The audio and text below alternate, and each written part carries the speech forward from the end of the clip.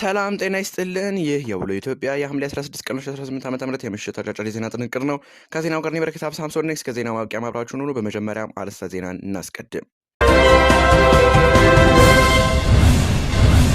በመጀመሪያም ሞባይል ስልክ የሚጠቀሙ ወንጀል ፈጻሚዎችና ተቀባዩ ግለሰብ በቁጥጥር ስር ውለዋል። ስለዚህ የምንመለከት ይሆናል። እንዲሁም በአማራ ክልል በቀሪ 8 ምርጫ ክልሎች ምርጫ ሊካሄድ ነው። ስለዚህም የምንዳስስ ይሆናል። ከባህር ማዶ ዘገባዎቻችን ደግሞ በአሜሪካ ጥቃት ከ50 በላይ ኢራናውያን መገደላቸውን የሀገሪቱ ጤና ሚኒስቴር አስታውቋል። ስለዚህም የምንዳስስ ይሆናል።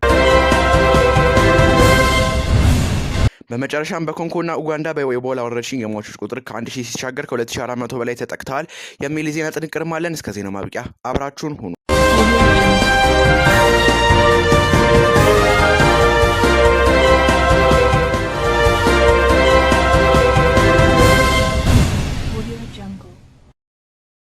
በመጀመሪያም ሞባይል ስልክ የሚቀሙ ወንጀል ፈጻሚዎችና ተቀባዩ ግለሰብ በቁጥጥር ስር ውለዋል። ሳሙኤል ደሳለኝ፣ ዮሴፍ መስፍን፣ ዳግም አድና የተባሉ ወንጀል ፈጻሚዎች ሐምሌ 6 ቀን 2018 ዓ.ም ሁለት ግለሰቦችን በስለት በማስፈራራት ሞባይል ስልካቸውን ቀምተው ይሰወራሉ። የወንጀል መፈጸሙ ሪፖርት የደረሰው የቤተል አካባቢ ፖሊስ መምሪያ ወንጀል ፈጻሚዎቹን ለመያዝ በክትትል ላይ ያለ ወንጀል ፈጻሚዎቹ ሐምሌ 8 ቀን 2018 ዓ.ም በኮልፌ ቀራኒዮ ክፍለ ከተማ ወረዳ 7 ልዩ ቦታው አንፎ ፎም ሰፈር ተብሎ በሚጠራ አካባቢ አንድ ግለሰብ በስለት በማስፈራራት ሞባይል ስልክ ሲቀሙ በፖሊስ አባላት በቁጥጥር ስር መዋል ችለዋል።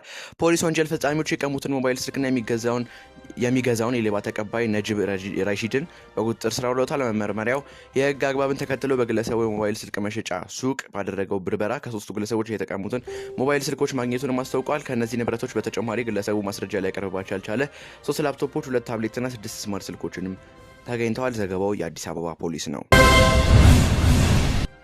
በአማራ ክልል በቀሪ 8 ምርጫ ክልሎች ምርጫ ሊካሄድ ነው። የኢትዮጵያ ብሔራዊ ምርጫ ቦርድ የ7ኛው ዙር ጠቅላላ ምርጫ በአማራ ክልል በ8 ምርጫ ክልሎች ለማካሄድ በዝግጅት ላይ እንደሚገኝ ማስታውቋል። ለዚህ ስራ ለመራጮች ምዝገባና ለድምጽ መስጫ ዕለትም በሁሉም ጣቢያዎች ላይ አስፈጻሚዎች በጊዜያዊነት ለመቅጠር እንደሚያስፈልግ ማስታውቋል። አመልካቾች በደቦል ዜና ፕላስ የተለቀቀውን ማስፈንጠሪያ ሊንክ በመጠቀም እንዲጠቀሙ የተገለጸ ሲሆን ከዛሬ ሐምሌ 15 ቀን 2018 ጀምሮ ለተከታታይ 10 ቀናት እንደሚቆይ ቦርዱም አስታውቋል። ከዚህ ቀደም በ7ኛው ጠቅላላ ምርጫ ላይ የተሳተፉ ምርጫ አስፈጻሚዎች ከክፍያ ጋር ተያይዘው ሰፊ ቅሬታ ሲያቀርቡ መቆየታቸውም ይታወሳል።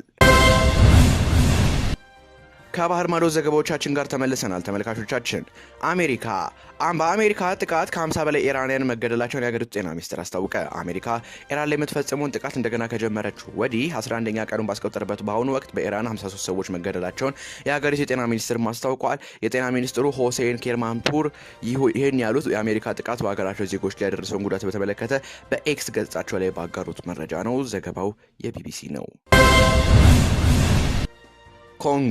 በኮንጎና ኡጋንዳ በኢቦላ ወረርሽኝ ሟቾች ቁጥር ከ1000 ሲሻገር ከ2400 በላይ ተጠቁ። የዓለም የጤና ድርጅት WHO ወረርሽኙ የስርጭት አድማሱን ከቀን ወደ ቀን እያሰፋ መምጣቱን አስታውቋል። በዲሞክራቲክ ሪፐብሊክ ኦፍ ኮንጎ DRC 999 በኡጋንዳውያን ደግሞ 20 ሰዎች መሞታቸውንም ገልጸዋል። በሁለቱ ሀገራት 2473 በበሽታው መጠቃታቸውም ተረጋግጧል ተብሏል። የሕክምና ባለሙያዎች ወረርሽኙን ለመቆጣጠር እያደረጉት ያለውን ጥረትም አድንቀዋል። ዘገባው የቲአርቲ ወርልድ ነው። ተመልካቾቻችን ለዛሬ ያዝናቸው ልዩ የውሎ ኢትዮጵያ ሐምሌ 16 ቀን 2018 ዓ.ም የምሽት አጫጭር የዜና ጥንቅሮቻችን ይህንን ይመስሉ ነበር። ከዜናው ጋር የበረከት ሳምሶን ነበርኩኝ። የቦል ዜና ፕላስ የቴሌግራም ቻናልን በመቀላቀል ሰፊ ዜና ጥንቅር ያገኙ እንላለን። በሌሎች ዜናዎች እስከምንገናኝ ሰላም።